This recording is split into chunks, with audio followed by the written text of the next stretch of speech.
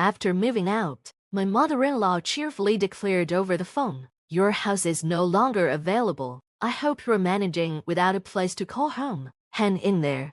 Her voice, though bright, was laced with an unmistakable edge.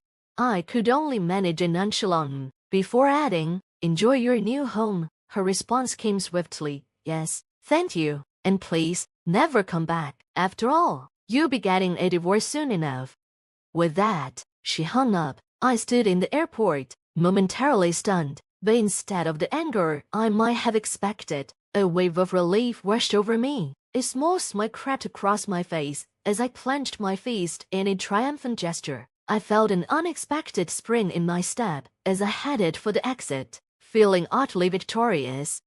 Emma, my husband, David, had been assigned to work abroad right after our wedding, which meant we were forced into a period of separation. Despite our 5-year relationship and living together before marriage, our bond was strong. I trusted David completely and worried only about his well-being while he was away. Our lives were meant to settle into a calm, albeit sometimes lonely, routine. However, that changed drastically when my mother-in-law decided to move into our home. A widow since David was a child, she saw his overseas assignment as an opportunity to impose her own brand of oversight. "I'll be watching you, Emma. I need to make sure you don't stray," she declared, taking up residence in our house without our consent.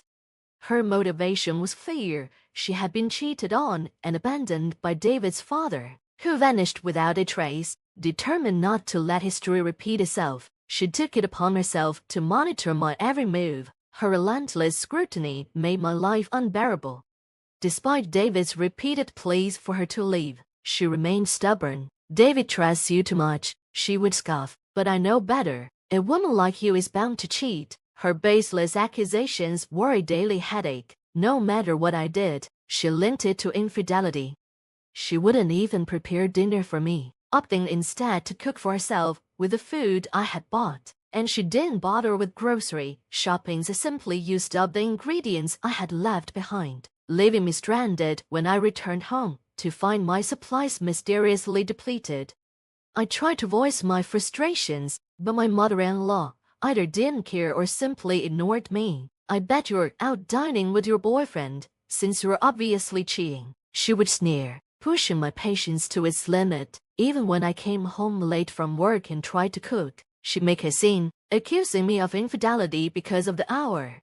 During my busy work periods, when late nights were routine, her constant accusations became unbearable. I was so stressed I felt physically ill. I begged her, "Please, just leave. I'm not cheating. I truly love David." Despite David's efforts to persuade her to leave, she remained adamant. "So you want me out that badly? You must be cheating, after all," she responded, her stubbornness infuriating me even more.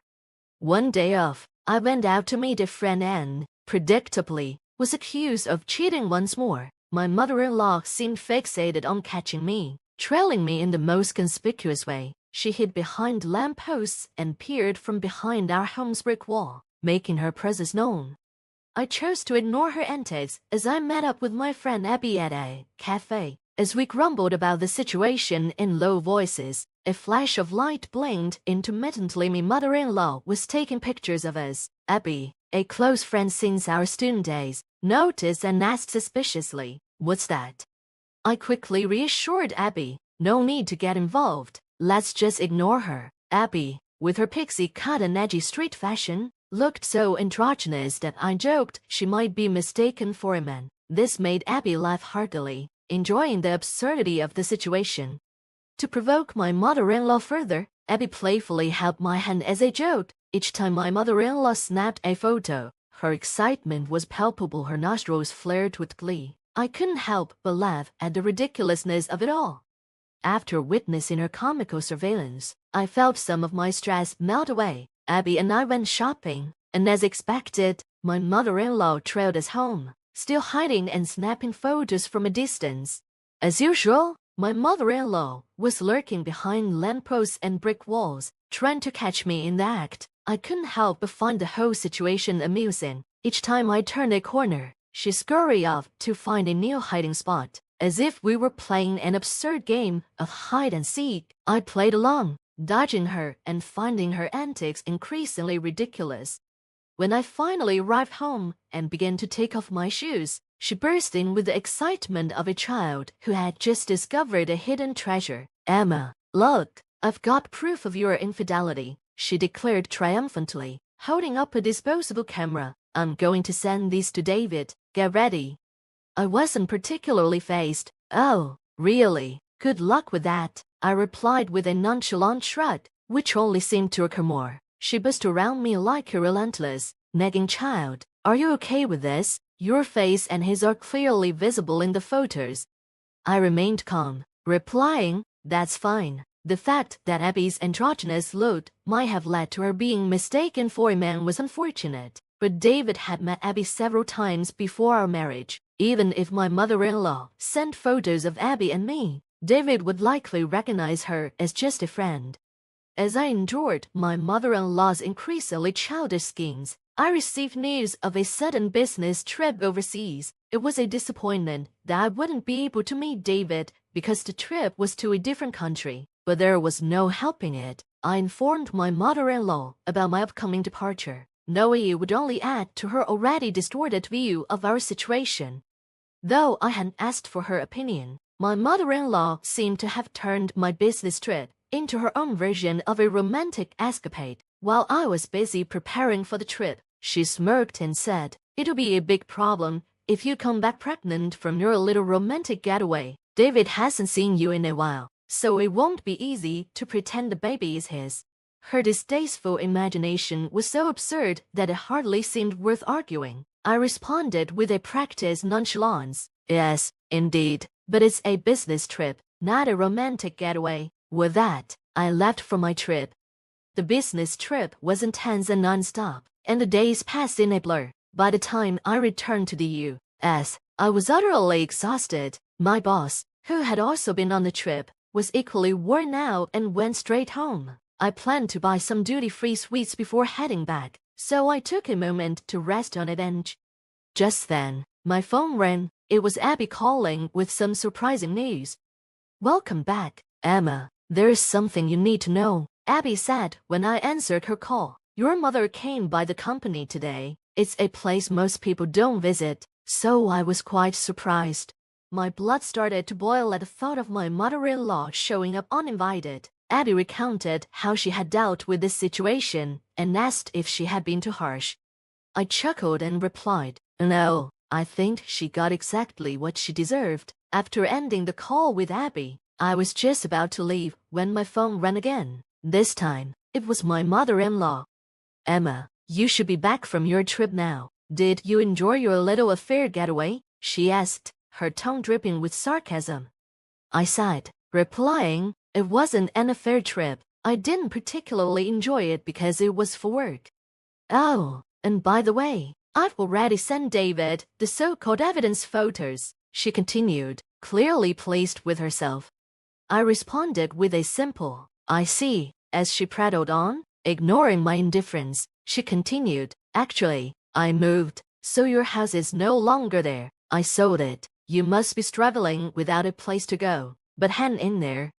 I offered a disinterested in response as she cheerfully continued, "Enjoy your life in your new house. Thank you, and please never come back to our house. After all, you'll be getting a divorce soon."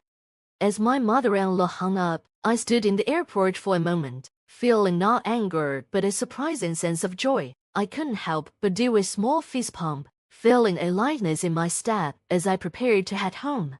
Of course, I was returning to the house my mother-in-law claimed to have sold. The furniture was likely already gone, taken out by her. Although much of the furniture was gone, I accepted it as a severance fee for finally ridding myself of my mother-in-law's presence. I immediately called a locksmith to replace the front door lock, ensuring she couldn't get back in even if she tried. Once that was done, I sprawled out in the living room, basking in the newfound freedom I had finally attained. With a grin, I made another fist pump and shouted, "I did it." The next day, I received a frantic call from my mother-in-law. "What's wrong?" I asked, feigning concern. but there was a hint of malice in my voice. She was trembling as she stammered. Actually, I thought I sold the house, but it turns out I didn't. I think I borrowed money without realizing it. Debt collectors are coming, and it's really scary.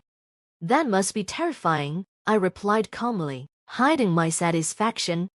It turns out that the company she unknowingly visited, mistaking it for Abby's family business, was actually a front for a loan shark operation. Abby had explained that her parents' company, while appearing to be a real estate agency, had a darker side. They had repeatedly told my mother-in-law that she couldn't sell the house because it was in David's name, but she didn't listen.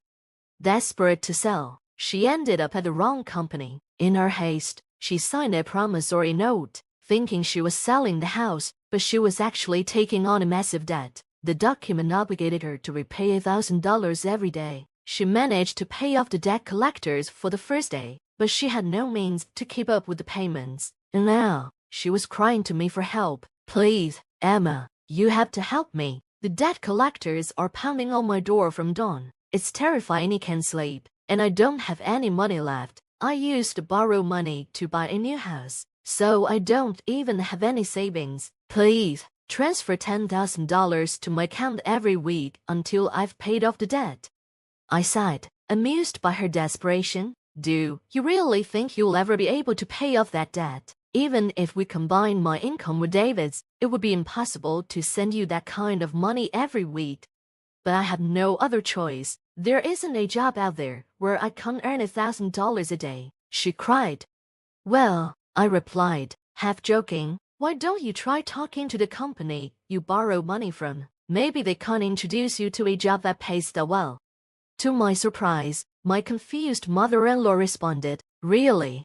Despite everything, David's mother continued to suspect me of infidelity. Curious, I asked David if he had received the so-called evidence photos she claimed to have sent him. Oh, yeah, he replied, as if just remembering, and pulled a photo from his bag. That's Abby. Right, I have no idea why she thought this was proof of anything.